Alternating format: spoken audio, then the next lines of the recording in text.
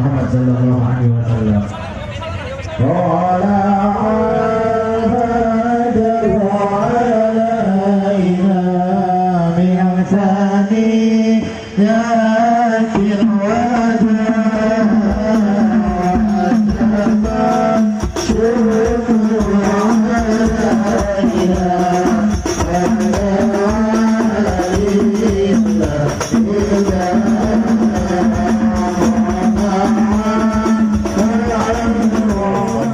وسلم على سيدنا محمد اللهم صل عليه مفتاح باب رحمة الله عدد ما في علم الله صلاة وسلاما دائمين بدوام ملك الله وعلى آله وصحبه اللهم صل على سيدنا محمد صلاة تفتح بها لنا فتوح العارفين وتفقهنا بها في الدين وعلى آله وصحبه. Assalamualaikum warahmatullahi wabarakatuh.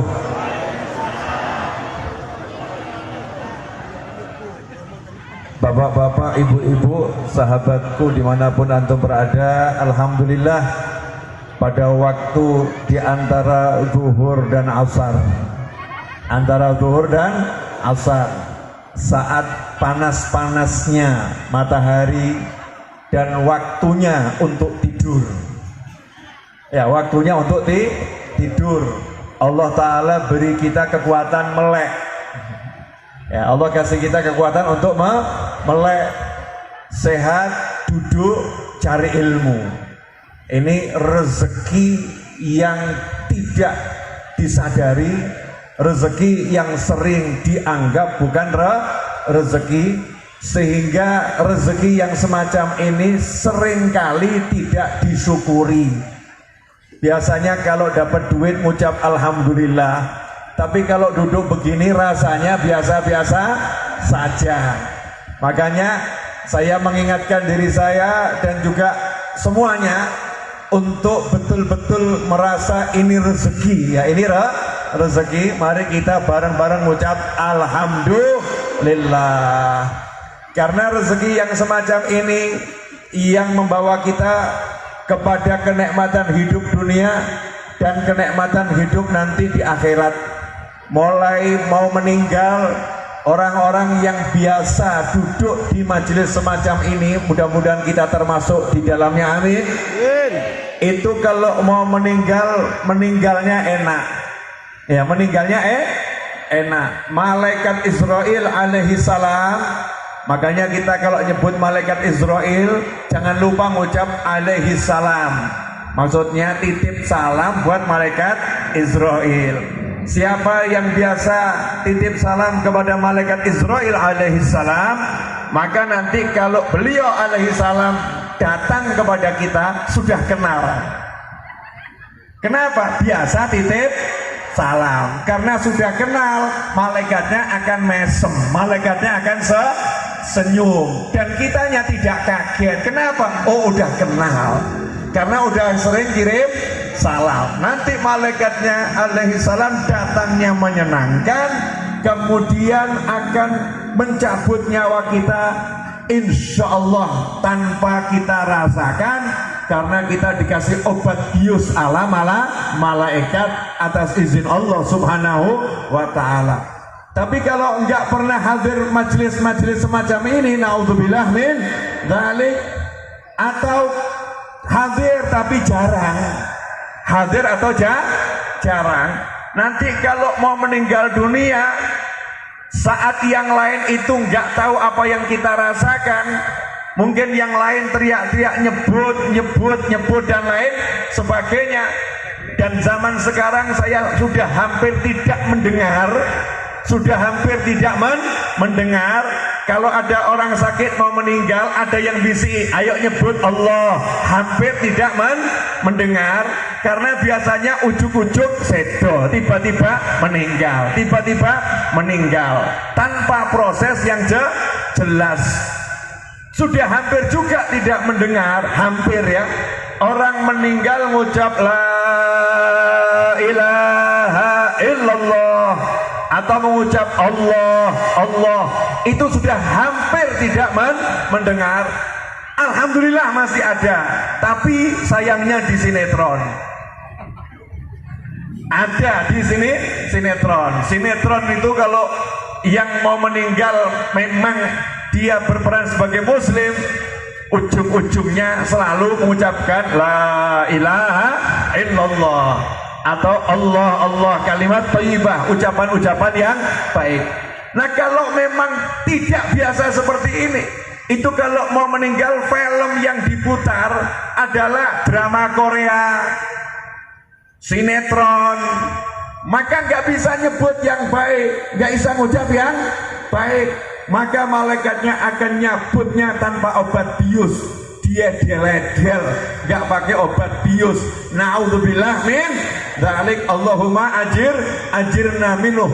Semoga Allah menyelamatkan kita semua dari kematian yang semacam itu. Insya Allah semuanya panjang umur, sehat walafiat, kelak husnul khotimah. Makanya tadi saya mau nyampe sini buat judul, kira-kira pengajiannya bahas apa? Jawabannya yang muncul di hati saya, apa bekalmu, sangumu apa? Mohon maaf ibu-ibu, bapak-bapak, pemirsa dimanapun antum berada, di hadapan saya ini wajah-wajah mau mati. Maksud saya wajah-wajah mau mati bagaimana? Usianya rata-rata udah di atas 45 tahun. Betul. Ya, yang wajah-wajah begini, wajah-wajah yang sudah siap dipanen malaikat. Wajah-wajah sudah siap dipanen malah malaikat. Sayangnya nggak sadar kalau udah hampir dipanen. Maka tugasnya ustadz, tugasnya penceramah, tugasnya kiai, tugasnya habib, tugasnya talibul ilm dan mu'alim mengingatkan kalau umur sudah 45 tahun ke atas itu sebentar lagi waktunya take off, terbang, tinggal landas, pindah. Waktunya pindah. Saya mau nanya sama ibu-ibu dan pemirsa serta bapak-bapak, tanya sama semuanya, kalau mau pindah kira-kira mau bawa sangu atau nggak bawa sangu? Mau pindah rumah diangkut-angkut atau nggak diangkut-angkut? Diangkut-angkut. Masalahnya pindah akhirat nggak boleh ngangkut, kitanya diangkut. Semua yang untuk akhirat itu harus dipaketkan sejak sekarang. Semua untuk akhirat gak bisa nanti dibawa bersama ruh, meninggal gak bisa. Semua untuk akhirat sifatnya paket. Sejak sekarang tiap hari dipaketkan, dikirim ke sana. Nanti berangkatnya tangan kosong, gak bawa apa-apa. Harta jadi milik ahli waris. Nama tinggal kenangan. Yang dibawa amal soleh. Amal soleh yang mana? Yang sudah dikirim sebelumnya. Nanti kalau udah pindah di sana masih bisa dapat kiriman paket dari yang masih hidup, kiriman paket dari pernah amal jariah, misalnya bangun masjid, bantu pondok pesantren, mensekolahkan anak ke pesantren, menjadikan seorang anak jadi dokter yang soleh atau dokter yang solihah. Itu nanti jadi amal yang pahalanya nggak akan putus, ngalir terus lamanya. Pertanyaan saya untuk saya dan semuanya, sangumu apa? Apa bekalmu?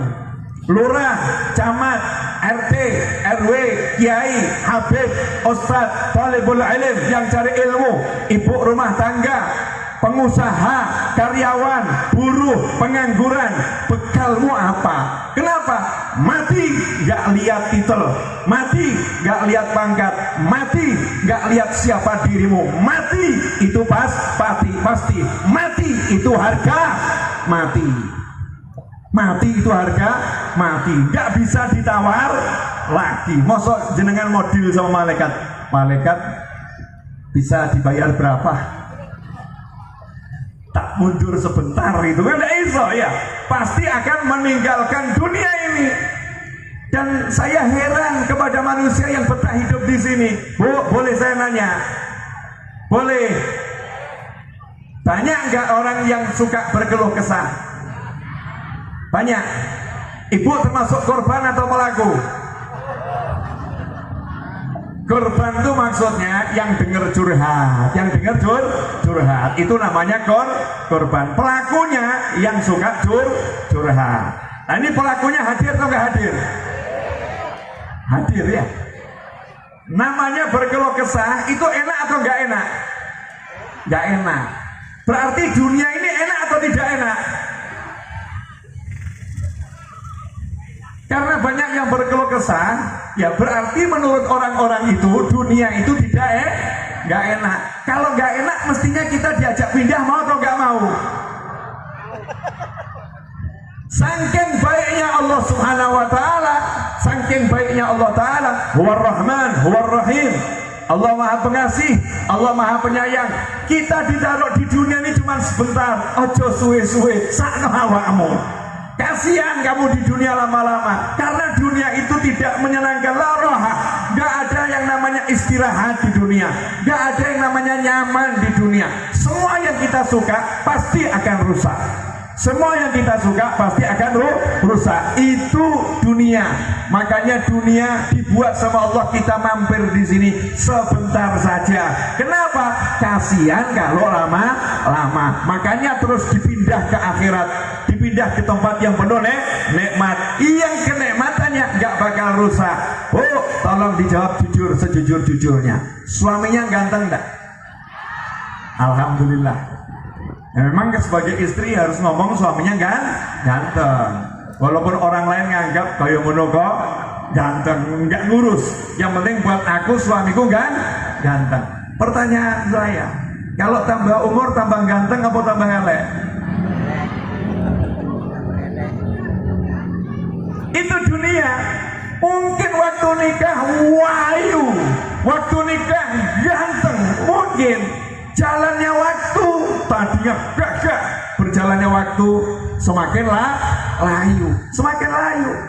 Pohon yang tadinya luar biasa, tambah lama, buahnya semakin sedikit. Lama-lama kena angin ambruk. Cet waktu beli, masya Allah, harganya berapa juta cetnya? Awal dicet, wah bagusnya luar biasa. Setelah setahun kusam warnanya. Itu dunia. Gak ada dunia kok tetap itu gak ada, kecuali satu, yaitu para anbiya wal mursalin, auliya was salihin, orang-orang yang ketempel dengan nurnya Allah Subhanahu wa taala, orang-orang yang ketempel dengan akhirat. Siapa ketempel akhirat, dicetnya pakai akhirat, buat sama Allah Ta'ala, senang dengan akhirat, tambah tua kok dilihat semakin enak ya, semakin tua disaksikan semakin menyenangkan. Kenapa? Semakin dekat dengan akhirat semakin muruk, semakin dekat dengan akhirat semakin menyala, karena dia berdekatan dengan yang kekal, maka dia pun mendapatkan sifat-sifat yang mirip kekekalan. Namanya akan dikenang, kebaikannya akan dikenang, wajahnya akan dirindukan, kehadirannya dicari. Kenapa? Karena dia sudah dekat sama akhirat sebelum pindah ke akhirat. Saya mau nanya sama ibu-ibu, Bu, masya Allah, tegang semua. Nanya sama ibu-ibu, saya separuh jalan tadi nyetir, kemudian digantikan teman saya, karena saya ngantuk digantikan teman saya. Pertanyaan saya sama ibu-ibu, mohon maaf pemirsa, karena di hadapan saya ini banyak ibu-ibu ketimbang bapak-bapak. Makanya yang saya sapa ibu Adil ya Bu ya. Oke, nanya sama ibu-ibu, kekayaan terbesarmu apa? Sehat, apalagi? Anak, apalagi? Ilmu, apalagi? Bingung ya? Iman Islam, apalagi? Cinta Habib, oke, apalagi? Apalagi? Ternyata dari semua yang disebutkan, suami tak tersebutkan. Betul ya Pak ya? Betul ya? Masya Allah. Anak disebutkan, suami sepurunipun ingkang kata. Ternyata tak tersebutkan oleh para istri yang ada di majelis ini. Anak itu kekayaan yang terbesar, betul. Tapi sering atau jarang marah sama anak? Sering ya? Sering. Pertanyaan kedua, yang mengandung anak 9 bulan siapa? Ibu atau tetangganya ibu? Ibu yang mengandung, betul ya? 9 bulan. Waktu mau melahirkan taruhannya apa? Nyawa. Berarti ibu sudah siap mati demi anak. Kenapa siap sabar demi anak setelah anak hidup kok gak siap? Aneh ya? Mati siap, anaknya hidup, sabar gak siap. Sabar gak siap. Anak ini kalau tidak kita jaga sesuai perintah Allah dan Nabi Muhammad SAW, bukan jadi harta yang berharga, justru akan jadi harta yang menyiksa. Kalau anak itu anak yang durhaka, anak yang tidak dicintai Allah dan Rasulnya, na'udzubillah min dzalik. Dan sekarang banyak anak jadi durhaka gara-gara orang tuanya. Gara-gara orang tuanya. Kok bisa? Contoh ya, orang tua dulu waktu saya masih kecil, nenek saya itu kalau lihat anak kecil polah, pelayon, gelundung, jelosor, jelungup, apapun namanya, nggak dibilang nakal, enggak, jah pinter, anak pinter, betul. Tapi sekarang kalau anak ibu yang masih kecil lari, nabrak vas, kemudian jatuh, pecah, ibu bilang anak pinter apa nakal? Yang muncul polanya gak karu-karuan, tingkahnya gak karu-karuan, motornya dinggung, masya Allah, kalimat-kalimat kasar yang keluar, betul. Itu anaknya siapa? Anakmu. Alhamdulillah bukan anakku. Anaknya sendiri dibilang nakal. Begitu seorang ibu atau ayah berkata nakal, maka malaikat mengatakan amin. Malaikat mengucap apa? Amin. Berarti anaknya jadi anak nakal. Tapi kalau orang tua dulu anak pinter, padahal beling, padahal tingkahnya luar biasa, anak pinter, dibilang anak pinter, malaikat bilang amin. Makanya banyak ya, nggak sedikit ustadz atau kiai atau habib ngomong, dulu waktu kecil saya nakal, betul ya? Dulu waktu kecil saya nakal. Tapi orang tua kita nggak pernah ngomong anak nakal, anak pinter. Makanya akhirnya jadi pinter. Paham ibu-ibu?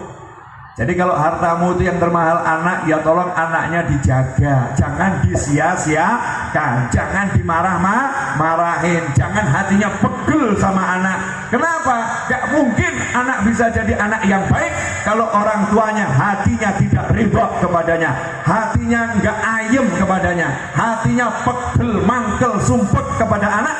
Gak mungkin anak bisa jadi anak yang soleh.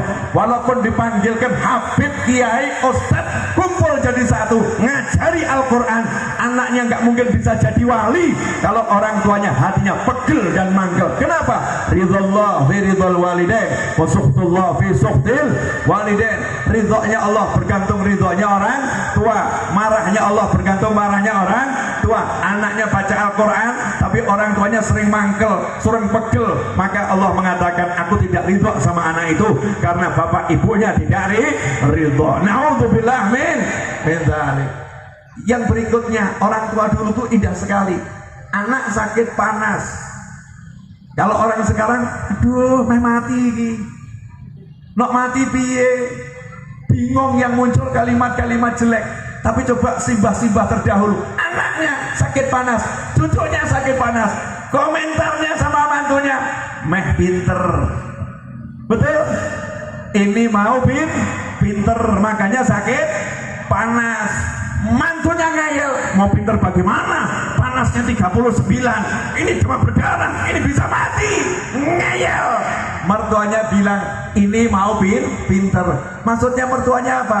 Ojo kemurungsung, mikir yang bagus-bagus, ngomong yang bagus-bagus, bilang saja mau pinter, tapi ya bawa ke dokter sehingga hatinya tenang, kalimat yang keluar baik, malaikat amin, insya Allah sehat. Jelas ibu-ibu? Jadi kalau harta termahalmu anaknya dijaga. Pertanyaan berikutnya, kalau pagi anak berangkat sekolah, ibu kalau bangunkan anak yang mau berangkat sekolah, biasanya sabar atau marah? Marah, betul. Marahnya bagaimana? Nanti sekolahnya terlambat, betul. Untuk sekolah kamu marah, tapi untuk sholat subuh kamu gak pernah marah. Adzan subuh sudah berkumandang, matahari hampir terbit, kamu nyantai-nyantai saja. Kenapa? Belum jam 7 pagi, belum waktunya terlambat sekolah. Jadi lebih takut anaknya telat sekolah daripada anaknya telat sholat. Makanya gak mungkin anak ini jadi anak yang berbakti sama orang tua, karena orang tua tidak membuat anaknya berbakti kepada Allah Subhanahu wa ta'ala. Mulai besok bilang sama anak, telat gak jadi masalah untuk sekolah, tapi telat sholat kamu berurusan sama bapak dan ibumu. Begitu. Ini kelihatannya pelaku semua nih. Ya tidak apa-apa, kalau yang saya omongkan pas itu alhamdulillah, berarti belajarnya tepat sasaran. Tinggal kita rubah jadi yang lebih baik lagi. Gimana nanti selesai dari majelis ini kita bisa menjadi orang tua yang hebat untuk anak-anak kita, Kemudian ngasih nama anak, Masya Allah, hartanya ini harta termahal. Orang itu kalau punya toko ngasih nama mikir, toko saya namanya apa ya? Betul ya? Toko saya namanya apa? Nanya sini. Untuk apa? Pengen nama toko yang bagus. Giliran nama anak dikasih sama Allah kesempatan pakai namaku. Bayangkan, suruh pakai namanya Allah, tapi kamu tambahin dia depannya hamba. Hambanya Ar-Rahman, hambanya Ar-Rahim, hambanya Al-Latif, hambanya Al-Qahar, Abdul Qahar, Abdul Rahman, Abdul Latif. Pilih nama yang lain. Kenapa? Abdul Rahman kurang keren, Abdul Latif kurang keren, kurang cakep. Dikasih nama anak perempuannya, pakai sifat-sifatnya Allah Ta'ala, Nur. Pakai nama anaknya Nabi Muhammad SAW, Fatimah. Pakai nama istrinya Nabi Khadijah, Aisyah. Pakai namanya orang-orang mulia dalam Al-Quran, Maryam. Silahkan dipakai. Justru pakai nama nggak jelas, nggak jelas. Nama nanti kalau dipanggil akhirat kurang berbobot. Coba nanti di akhirat anak kita dipanggil namanya Fatimah Indramayu, Masya Allah. Ya, Fatimah from Indramayu. Gagah itu di akhirat. Nah sekarang enggak, namanya Marpokal. Ditanya, Marpokal ini nama dari mana? Singkatan antara istri dan suami. Ya, suaminya mungkin namanya Martono, ya. Nah, terus istrinya namanya siapa, digabung jadi satu. Bukan nggak boleh, saya nggak ngomong nggak boleh, boleh saja. Anak-anakmu, sakarepmu mau kasih nama. Tapi Allah dan Nabi Muhammad SAW mengajarkan setiap orang itu nanti akan dipanggil sesuai namanya di akhirat. Jangan sampai anak kita di akhirat malu, jangan sampai nanti kita di akhirat malu. Dan nama itu berpengaruh kepada jiwa manusia. Kalau namanya bagus, nanti manusianya insya Allah akan jadi bagus. Kalau namanya kurang pas, nanti manusianya jadinya kurang pas. Cek nama anakmu masing-masing, tapi nggak perlu rubah KTP-nya. Nanti repot kelurahan. Tiba-tiba banyak warga ganti nama, ngurus KTP-nya repot dan lain sebagainya. Ikhwani rahimakumullah, seperti saya misalnya. Nama saya itu dikasih nama oleh ayah saya Naufal. Nun waw falam, Naufal. Tapi petugas yang mencatat surat ya, suruh nulis Novel nggak bisa, A-nya diganti E, jadinya Novel. Padahal nama saya Naufal. Ya nggak apa-apa, menyenangkan hati petugas, sampai sekarang dipakai di KTP, di KK dan lain sebagainya. Tapi nama saya Naufal. Apa artinya Naufal? Menyala. Tapi kalau nggak perlu ada yang disalah, maka saya akan menjadi seseorang yang wajah saya cukup meneduhkan dan menenteramkan. Jadi tahu kapan waktunya menyala, kapan waktunya diam. Karena kalau nggak ada serigalanya, ya namanya juga manusia, harus ada sisi serigala. Kalau bangsa ini membutuhkan, masa menghadapi penjajah kita mau senyum-senyum. Ya kalau ada yang mau menghajar rakyat Indonesia, maka kita harus tampil yang terdepan seperti pejuang-pejuang kemerdekaan, maju pantang mundur. Jelas Ibu-ibu? Alhamdulillah, saya nggak lihat jam tadi. Oh ya nih, udah 25 menit. Saya udah janji nggak mau ceramah lama-lama. Karena saya jalannya udah. Saya mau ke depan salaman sama sesepuh-sesepuh, terus lanjut masuk mobil, saya lanjutkan tugas saya. Karena saya kalau duduk nanti saya susah berdirinya. Ya, karena saya ini lagi punya ilmu mager, males gerak.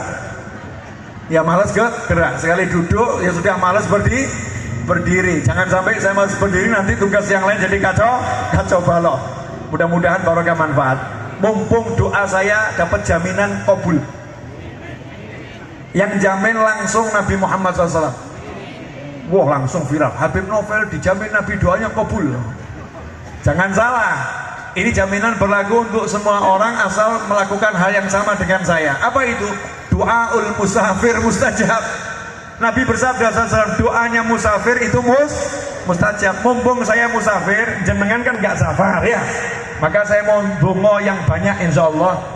عدد ما في علم الله صلاة وسلاما دائمين بدوام ملك الله وعلى آله وصحبه اللهم يا رب كل شيء بقدرتك على كل شيء اغفر لنا كل شيء ولا تسألنا عن شيء ولا تحاسبنا في كل شيء وأعطنا كل شيء اللهم اغفر لنا ولوالدينا اللهم اغفر لنا ولوالدينا وارحمهما كما ربيانا صغارا ربنا هب لنا من ازواجنا وذرياتنا قرة اعين واجعلنا للمتقين اماما يا حنان يا منان يا فتاح يا رزاق يا غني يا مغني اللهم اكفنا بحلالك عن حرامك واغننا بفضلك عمن سواك.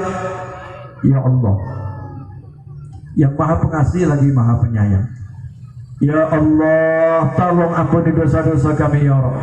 Ampuni dosa-dosa kami ya Allah. Ampuni dosa-dosa kami ya Allah. Jadikan hati kami lapang ya Rabb. Jadikan hati kami lapang ya Rabb dengan berpikir kepadamu, mengingatmu ya Allah. Di saat ini kami mengadakan tangan memohon secara khusus ya Rabb, teruntuk ayah bunda kami ya Allah, teruntuk kedua orang tua kami ya Arhamar Rahimin. Tolong jadikan orang tua kami bahagia dunia, bahagia akhirah.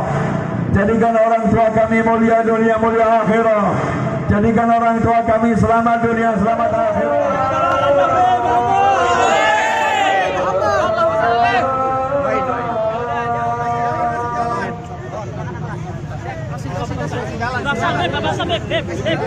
Basan apa?